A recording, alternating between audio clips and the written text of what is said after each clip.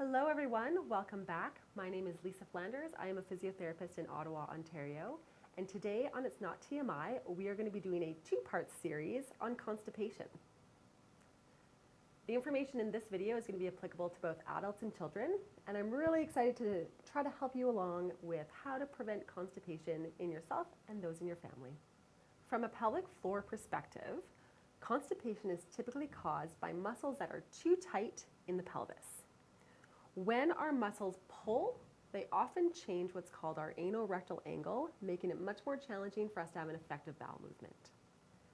Typically, our ano-rectal angle should be 90 degrees, and this makes a really nice area for our bowels to pass through.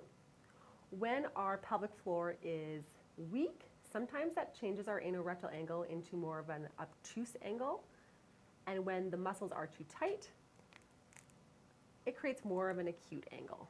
So these are the muscles of the pelvic floor, and they are pulling. They're going to change that ano-rectal angle, making it much more challenging for our bowels to pass through.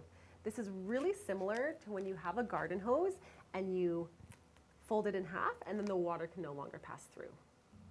When the muscles are too tense and they're pulling the ano-rectal angle into this more acute version, typically if we are able to relax the pelvic floor, we get an easier flow of our bowels through our tubes. And the way that we can accomplish this is through squatting. When we are in a squat position, this actually opens up and lengthens the pelvic floor. And we can mimic this in the bathroom by using a squatty potty or a footstool.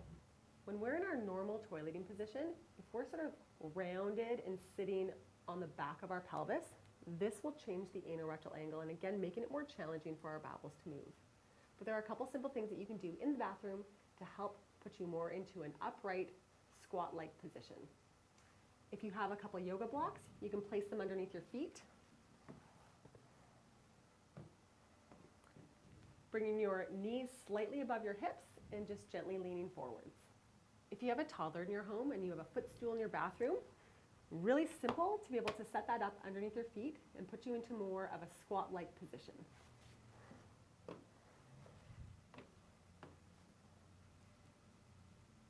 I personally prefer yoga blocks because you can change the height and it allows your feet to be a little bit further apart.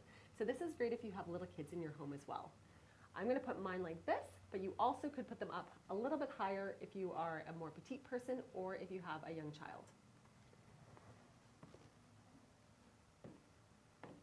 Now my feet are a little bit wider and I can lean forward and have a great bowel movement. Lastly, you can actually purchase a Squatty Potty. Mine is teak, which is nice because it goes right around the base of your toilet and provides something that you can put your feet on every time you're in the washroom. If you have little ones in your home whose legs are a little bit shorter, it's going to be very important to be able to prop something up underneath their feet so their feet are either touching the ground or in that more squat-like position. And also be mindful of the size of your little one's bum. Sometimes getting a smaller toilet seat that fits over the regular toilet seat can help mimic more of that ideal position for them to have a bowel movement. I really hope that you found this video helpful. Stay tuned for part 2, where we're going to be talking about a few exercises that you can try if you're still experiencing constipation. Have a wonderful day.